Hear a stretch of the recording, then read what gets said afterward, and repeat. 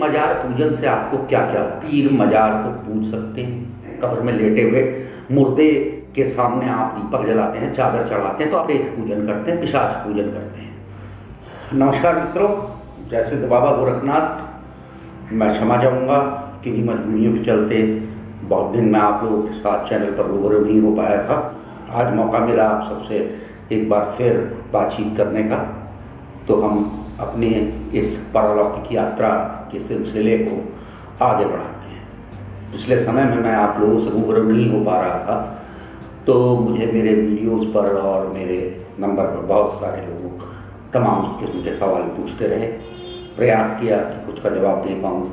जिन सुधी दर्शकों को मैं जवाब नहीं दे पाया, उनसे भी मैं क्षमा चाहूँगा। आज हम एक बड़े ज्वलंत विषय पर बात करने के लिए आपके सामने हैं। वह ज्वलंत विषय है मुस्लिम मजारों और पीरों का हिंदुओं द्वारा पूजन। मैं इस विषय पर कोई धार्मिक राजनीतिक कमेंट नहीं कर रहा हूँ। मैं सनातन धर्म के नियमों के मुताबिक आपका पूजन कैसा हो, आपके दैनिक जीवन में पूजन के योग्य कौन है, कौन नहीं है, किस तरह के पूजन से दोष लगता है, मैं सिर्फ इस विषय पर बात कर रहा हूँ। हो सकता है कि मेरी ये बात कुछ लोगों को पसंद ना आए, और मैं इसके लिए कोई माफ़ी नहीं चाहूँगा। सत्य एक ही होता है, और यदि उसमें कोई किंतु परंतु है तो फिर वह सत्य नहीं है। बड़ी संख्या में हम लोग बृहस्पतिवार के दिन देखते हैं कि फला मजार है, वहाँ भीड़ लगी हुई है, ढिमकाना मजार है, वहाँ भीड़ लगी हुई है, ये 9 गजा पीर है, और ये फलाना पीर है, और ये ढिमकाना पीर है। जहाँ तक मुझे पता है, इस्लामिक वहाबी विचारधारा, देवबंदी विचारधारा भी पीरों को सजदा करने, पीरों पर जाकर, मज़ारों पर जाकर ज़ियारत करने से मना करती है। खैर, ये उनका मसला है। हमारा मसला सनातन धर्म के हिसाब से है कि क्या हिंदू पीर मजार को पूज सकते हैं। इसका बहुत स्पष्ट जवाब है, नहीं। हिंदुओं को पीर मजार आदि नहीं पूजना चाहिए। इसका बहुत सीधा कारण है। आपको आपके सनातन धर्म के संस्कारों, परवरिश, हमारे विश्वास, मान्यताओं, हमारे, मैं पौराणिक नहीं कहता, ऐतिहासिक ग्रंथों से आपको पता है कि आपके लिए पूजनीय कौन है। आपके लिए पूजनीय वो हैं जिन्होंने पूरी मानव जाति के कल्याण के लिए बार बार अवतार लिए। आपके लिए पूजनीय वो हैं जिन्होंने पूरी मानव जाति को बचाने के लिए हलाहल पी लिया। आपके लिए पूजनीय वो आदिशक्ति है जिसने पूरी सृष्टि को बचाने के लिए कभी दुर्गा, कभी चंडी का अवतार लिया, रूप लिया।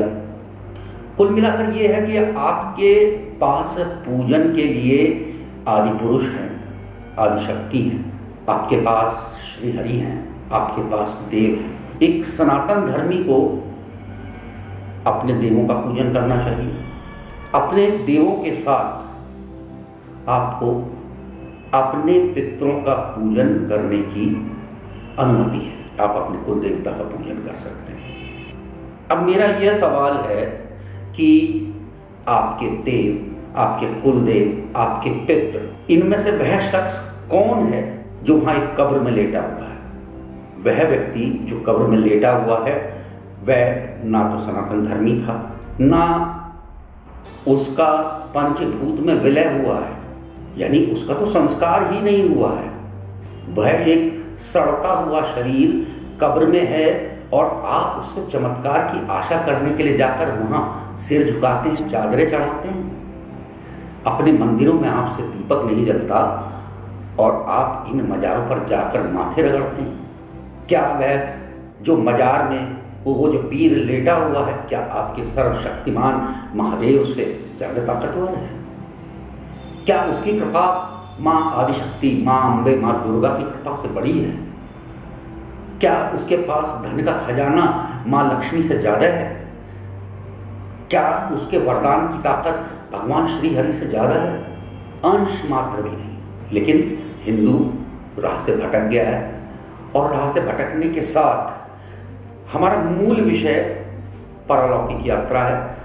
तो मैं आपको बता दूं कि ये मजार पूजन से आपको क्या क्या होता है। मजार पूजन यदि आप करते हैं, कब्र में लेटे हुए मुर्दे के सामने आप दीपक जलाते हैं, अगरबत्ती जलाते हैं, चादर चढ़ाते हैं, तो आप प्रेत पूजन करते हैं, पिशाच पूजन करते हैं। वह एक ऐसा शरीर है जो पंचभूत में विलय नहीं हुआ है, उसकी आत्मा कहीं मुक्ति के मार्ग पर नहीं है, और जो आत्मा मुक्ति के मार्ग पर नहीं होती वह अंत में प्रेत बन जाती है। यही प्रेत पीर जिन्न बनकर आपको परेशान करते हैं। यह मजारें प्रेतों की आरामगाह बन जाती हैं, इसलिए कि इन प्रेतों को वहां पर दीपक, पूजन, भोग सब मिलता है, और ये प्रेत लगातार ताकतवर होते हैं।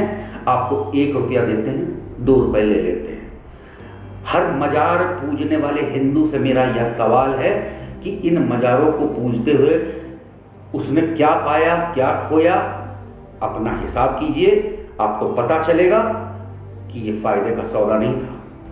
एक तो ये कि आप प्रेत पूजन कर रहे हैं, प्रेत पूजन कर रहे हैं तो प्रेत पीड़ा होगी। दूसरा, एक महादोष पितृदोष लगता है।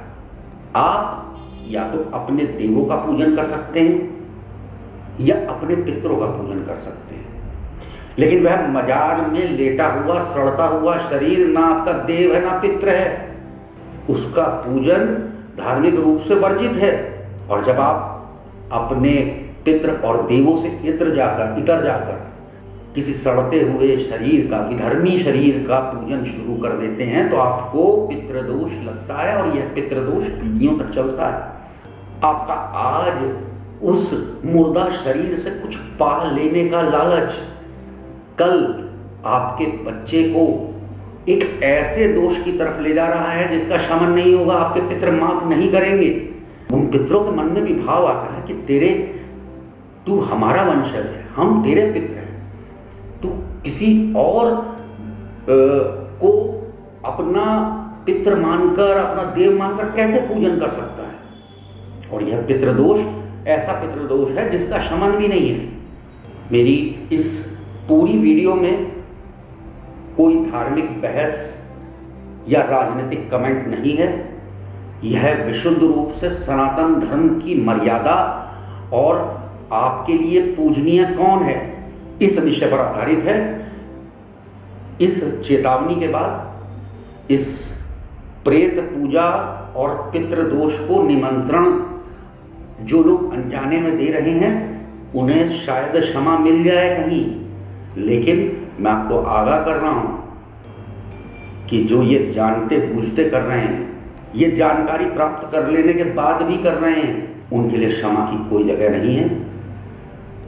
ये भीरुता छोड़िए या कायरता छोड़िए, जो मांगना है अपने देवों से मांगिए, अपने पितरों से मांगिए। आप इन 2 शक्तियों के अलावा यदि किसी से कुछ मांगते हैं, पूजन करते हैं, तो आप दुष्ट अधम शक्तियों को निमंत्रण देते हैं, आप प्रेत पूजा करते हैं और फिर प्रेत पीड़ा को निमंत्रित करते हैं।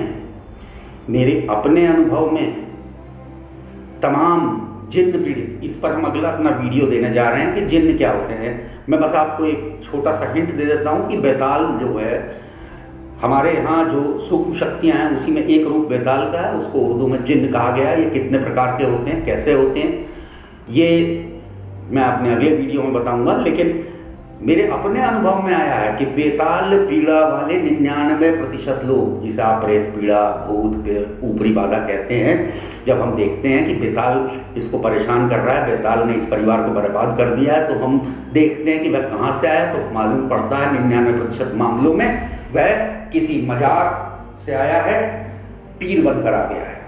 तो पीर बाबा छोड़िए, अपने बाबा को प्रणाम कीजिए, महादेव को प्रणाम कीजिए, माँ आदिशक्ति को प्रणाम कीजिए, श्री हरि को प्रणाम कीजिए, और यह प्रेत पूजा छोड़िए, क्योंकि इस प्रेत पूजा का फिर कोई उपचार भी नहीं है, क्योंकि आप तो सेवा करने लगे प्रेतों की। यहाँ से आपको पितृदोष लगता है, इस पितृदोष का भी कोई शमन नहीं है, इसलिए कि आप जानते बूझते अपने पितरों को छोड़कर किसी और बूढ़े गलते शरीर जिसका पंचभूत में विलय नहीं हुआ उसको पूजने लगे थे।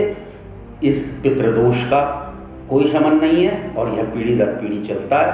तो एक छोटा सा लालच कि मेरी दुकान चलवा देना पीर बाबा टाइप का, मेरी नौकरी लगवा देना पीर बाबा टाइप का लालच छोड़िए, धर्म की राह पर चलिए, आपको सर्व सुख मिले। एक और मैं आपको जानकारी देना चाहूँगा, मसान, मुटकरनी, प्रेत बाधा, इनसे मुक्ति कैसे पाएं, इसको लेकर लगातार हमारे पास सवाल आ रहे हैं। मेरा अपने सभी दर्शकों से कहना है कि हमने माँ भद्रकाली कृपा से कैसे मिलेगी मसान से मुक्ति विषय से के शीर्षक से एक वीडियो बनाया हुआ है, उसको देख लें। एक और वीडियो बनाया हुआ है, भूत प्रेत ब्रह्म राक्षस सब भाग जाएंगे, सिर्फ कर लें है उपाय। आप उस वीडियो को भी देख सकते हैं। आप इस वीडियो को लाइक करें, चैनल को सब्सक्राइब करें और अगर आपको यह जानकारी उचित लगती है तो इसे अपने मित्रों के साथ शेयर करें। जय सिद्ध बाबा।